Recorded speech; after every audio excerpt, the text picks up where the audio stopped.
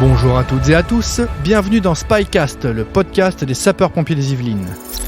Spycast, une nouvelle façon de découvrir l'univers des sapeurs-pompiers. Le fait de faire de la formation, c'est toujours très riche de discuter et d'échanger avec d'autres personnes. Cette semaine, Sylvie est venue nous parler de son rôle en tant que formatrice au caisson.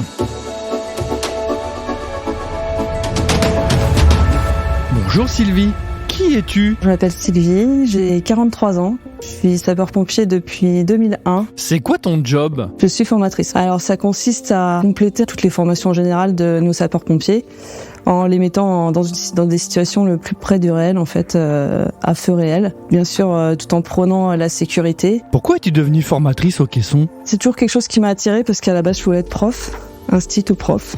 Donc le fait de transmettre, c'est toujours quelque chose que j'ai aimé faire. Et là, c'était vraiment une spécialisation, même si le feu, ça reste le cœur de notre métier, c'est quand même pas quelque chose qu'on fait tous les jours. Comment ça se passe, une journée de formation exactement ? Tu peux nous expliquer ? Ça se passe très bien en général. Ils repartent rarement déçus de leur journée. Nous, on repart souvent fatigués, mais c'est normal, avec la satisfaction aussi d'avoir transmis un bon message. On fait un petit point théorique, ce qu'on appelle un briefing, sur l'état de leur connaissances théoriques. On les habille, ça fait partie aussi de la sécurité, de savoir qu'ils sont bien, les sous-vêtements sont adaptés, que leur tenue est en bon état, au pire on leur en prête. Ensuite on fait un passage à froid, ce qu'on appelle le passage à froid, ou alors là on va mettre les stagiaires dans le simulateur. Ensuite on fait une petite phase de étirement, gymnastique, ça dépend, assouplir un peu parce qu'on va passer pas mal de temps dans la position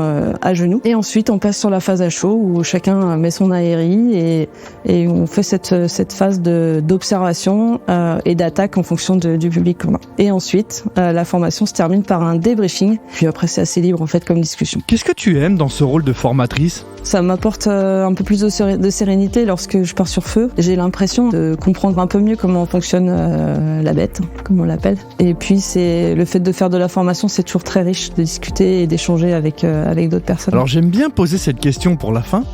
Est-ce que c'est dur de parler de soi ? Oui. Tu reviendrais ?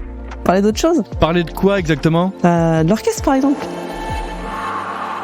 Merci d'avoir écouté Spycast. Retrouvez l'intégralité de nos podcasts sur toutes les plateformes de streaming audio gratuitement.